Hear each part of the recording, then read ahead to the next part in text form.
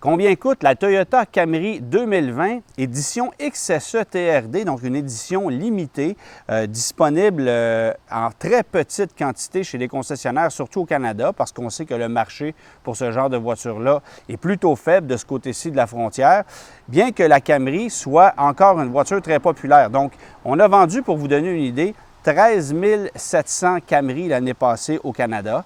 Ça en fait la voiture la plus populaire de son segment. Elle est secondée de près par la Honda Accord. Donc, c'est un marché qui est pas en ascension du côté canadien, mais du côté américain, tenez-vous bien, je vous parlais de 13 700 Camry au Canada, bien, c'est 336 000 Camry qu'on a vendus l'année passée aux États-Unis.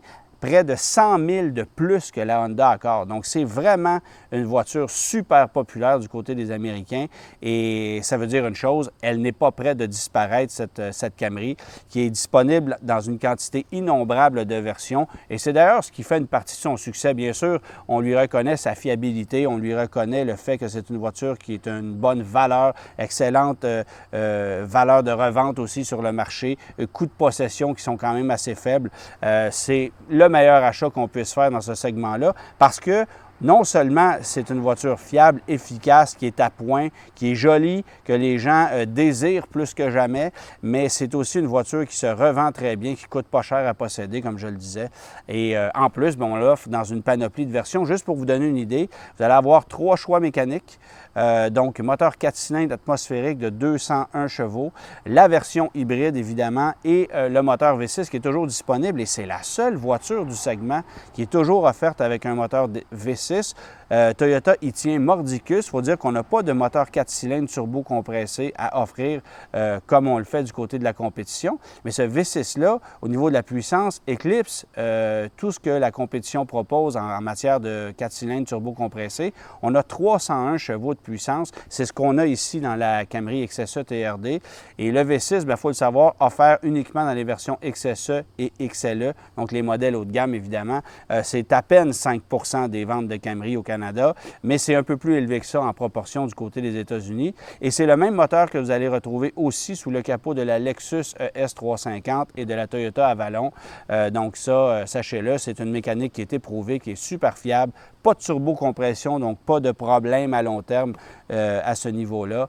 C'est vraiment une mécanique qui est très, très, très efficace. Et la grosse nouveauté aussi pour cette année, c'est l'arrivée de la traction intégrale, mais qui n'est malheureusement pas disponible avec le moteur V6. Ça, on aurait vraiment aimé ça, surtout dans le cas de la version TRD, puisque elle se veut une version de performance, j'y reviendrai un peu plus tard, mais le rouage intégral disponible uniquement sur les versions à moteur 4 cylindres atmosphérique, donc version LE, SE, XLE, XSE à moteur 4 cylindres de 201 chevaux avec rouage intégral. Donc, c'est essentiellement la motorisation que vous allez retrouver dans un RAV4 régulier qu'on va greffer à la Toyota Camry régulière. Et si vous voulez, le rouage intégral, transport et préparation inclus, ça commence à 32 119 $. Sinon, la Camry de base, elle, débute à 28 889 $, toujours transport et préparation inclus. Dans le cas qui nous concerne, bien là, c'est la version XSE V6, donc prix d'entrée à 42 759 $. C'est quand même pas donné, toujours avec transport préparation inclus. Mais dans le cas qui nous concerne, c'est la version TRD. Et ça, bien, ça fait en sorte qu'on retranche 4 500 $ à la facture. C'est quand même assez curieux parce qu'on ajoute des éléments de performance à une version XSE V6 pour une facture qui est inférieure à 4 500 $. Pourquoi? Parce qu'on coupe beaucoup dans l'équipement.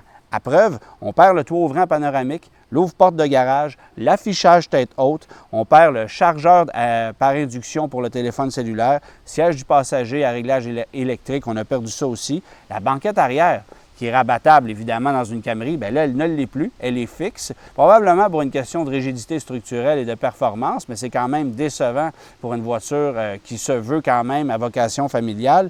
Et le système audio haute fidélité qu'on a dans la version XSE V6, bien ça aussi, on le perd. Donc, c'est un peu décevant. Et d'ailleurs, le système audio là-dedans, c'est loin d'être impressionnant. Donc, on n'achète pas ça pour ça. Si on choisit la Camry TRD, c'est pour ses performances. Et je reviendrai là-dessus parce que je veux d'abord vous dire qu'une Camry XSE V6 avec l'ensemble TRD, pour moi, c'est un peu un contre-emploi. Parce que la Camry, ça a toujours été une voiture très rationnelle, très efficace, sur laquelle on a travaillé, sur laquelle on l'a fait évoluer, cette voiture-là, en fait, mais toujours avec l'optique d'offrir une bonne valeur sur le marché et de satisfaire une clientèle qui lui est très fidèle et qui n'est certainement pas excentrique. Rares sont ceux qui achètent une Camry pour l'agrément de conduite. En fait, ça s'est à peu près jamais fait. On achète cette voiture-là pour son rendement énergétique, pour son confort, pour sa fiabilité, pour sa valeur de revente aussi, pour la tranquillité d'esprit. Mais est-ce qu'on achète une Camry pour les performances? Est-ce qu'on achète une Camry pour son côté athlétique? Absolument pas. Moi, je pense pas, en tout cas. Et alors, dans le cas de cette version-ci, c'est un peu comme si on avait pris Charles Tisser puis on l'avait transformé en Hugo Girard. On est à peu près aussi radical que ça parce que oui, cette voiture-là offre de sérieuses performances routières et a un comportement résolument athlétique. Un peu décevant au niveau des accélérations en ligne droite. Donc, je commence par ça parce que pour le 0-100 km/h, c'est du 7,3, 7,4 secondes. À 300 chevaux, c'est un peu décevant. Pourquoi? Bien, parce que d'abord, la transmission n'est pas conçue pour offrir un rendement sportif. On n'a pas une boîte double embrayage là-dedans. C'est une transmission automatique régulière qui n'a pas changé par rapport à ce qu'on propose dans les autres versions. Donc, ça, c'est peut-être le premier point. Et deuxièmement, bien évidemment, c'est une voiture à traction. Donc, veut pas, il y a un patinage des roues avant qui se fait lors d'un départ arrêté. Si vous ne désactivez pas l'antipatinage, bien, oubliez ça, vous allez prendre un temps interminable pour faire le sprint du 10, du 11 secondes. Alors, on n'a pas le choix de le désactiver. Et lorsqu'on accélère, lorsqu'on part, bien, il y a un léger patinage des roues qui se fait. Ça se gère quand même assez bien, mais ça donne un sprint de 0-100 km/h en 7,3 ou 7,4 secondes. Et je veux vous mentionner aussi qu'en faisant cet exercice-là, bien, la belle surprise, c'est qu'il n'y a pas trop d'effet de coupe. Un peu quand même, parce que 300 chevaux sur les roues avant, c'est quand même pas mal de puissance, mais j'ai trouvé que Toyota avait très bien géré ça. Alors, qu'est-ce qu'on a fait pour modifier cette voiture-là? Oui, des éléments esthétiques, là, vous le voyez, des jupes qui sont assez ostentatoires, des jantes TRD. Donc, l'habillage esthétique, ça, c'est passablement différent de la Camry XSE régulière. Les ailerons, l'habillage intérieur aussi. Bref, elle a l'air sportive, cette voiture-là, mais on a grossi les freins, donc ça freine mieux. On a abaissé la suspension, on l'a raffermi aussi, les barres stabilisatrices qui sont passablement plus grosses, et ça se sent sur la route. Donc, on perd beaucoup en confort. Si vous cherchez du confort dans une Camry, c'est vraiment pas la version à choisir, croyez-moi. La Camry TRD est une voiture ferme qui, oui, va vous offrir quand même un certain confort sur autoroute, mais rien pour comparer avec une version régulière, ça c'est certain. Donc, bon, ça c'était une Ferrari. Il y a une Ferrari qui vient de passer sur ma rue, puis elle voulait la faire chanter. Alors, on va revenir à une voiture un peu plus rationnelle. Camry TRD, donc une bagnole qui se comporte de façon très sérieuse si vous cherchez une conduite sportive. La direction, c'est pas celle d'une BMW, mais le châssis est très rigide et je me suis surpris moi-même à vouloir jouer avec la voiture. Oubliez ça, le mode manuel de la transmission, il y en a un, mais ça sert absolument à rien. Ça, c'est d'une lenteur épouvantable. Mais honnêtement, les accélérations sont franches, les reprises sont intéressantes et lorsqu'on rentre dans un virage avec cette voiture-là, elle est stable, elle est bien ancrée au sol. La voiture fait aussi preuve de grande rigidité, donc elle est capable d'offrir une conduite résolument sportive, une tenue de route qui est intéressante et au final d'offrir un agrément de conduite qui est surprenant pour une Toyota Camry, qui est surprenant pour une berline intermédiaire en fait. Et ce qui lui manque, c'est peut-être, oui, une transmission un peu plus efficace et le rouage intégral pour vraiment qu'on ait droit à la totale, à une voiture qui est franchement impressionnante au niveau de sa conduite. Parce que je ne m'attends pas à quelque chose de super impressionnant une fois que l'hiver va se présenter. Là, l'effet de coupe va se faire sentir un peu plus. Le fait que la voiture soit plus basse, qu'elle soit équipée de jupes qui sont très près du sol, bien, ça va devenir un handicap. Vous allez vouloir mettre des jantes plus petites, mais on ne pourra pas baisser le diamètre beaucoup parce qu'évidemment, les freins sont plus gros. Donc, bref, ce n'est pas une voiture géniale pour la conduite hivernale, mais encore là, on a déjà vu pire. Ça demeure une traction. Alors, bien chaussée, ça peut faire le travail, mais on aurait vraiment voulu le rouage intégral là-dessus, qui n'est malheureusement pas offert. Alors, combien ça coûte la TRD? Je le disais tantôt, on baisse le prix de 4 500 $ par rapport à la XSE V6 pour en arriver à une facture de 38 259 $. à laquelle on va ajouter comme seule option un montant de 795 $ pour la couleur 2 tons que vous avez ici. Vous avez le choix du blanc avec toit noir ou du rouge avec toit noir. Sinon, la voiture est livrée en noir tout simplement. Et pour vous donner une idée de combien ça peut coûter mensuellement, bien, en location, je n'ai pas l'impression que Toyota est intéressé à les louer, ces voitures-là.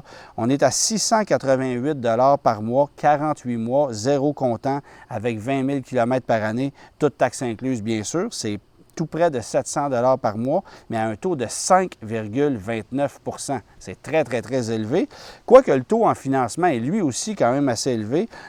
Pour un achat 6 ans, sur un achat sur 6 ans, toujours toute taxe incluse, vous allez payer 718 $ par mois à un taux de 4,74 %. Donc, rendu à des taux comme ça, on a presque le goût de mettre ça sur notre marge hypothécaire. C'est certainement plus intéressant que de financer ça du côté de chez Toyota, mais je pense que Toyota peut se permettre d'être un peu plus indépendant avec cette voiture-là parce que contrairement à une compétition comme du côté de Hyundai, Kia, Chevrolet, bien, on peut se défendre avec une valeur de revente ou une valeur résiduelle qui est plus élevée, ce qui en fait au final, même si le taux est plus élevé, une meilleure valeur que la majorité des voitures qui sont offertes sur le marché de la compétition. Même si je pense à la Honda Accord avec son moteur 2 litres turbo qui se veut quand même une Accord Sport à moteur 2 litres turbo, c'est quand même une voiture sérieuse au niveau des performances, mais même un peu plus difficile à vendre ou à revendre qu'une Toyota Camry.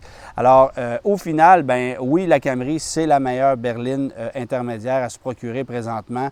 Personnellement, j'aime particulièrement la version hybride. Je pense que c'est l'option la plus intéressante. Ça aussi, on aurait aimé ça, la jumeler avec le rouage intégral, comme du côté du RAV4 d'ailleurs. Malheureusement, c'est impossible pour le moment. Qui sait si ça ne viendra pas un jour.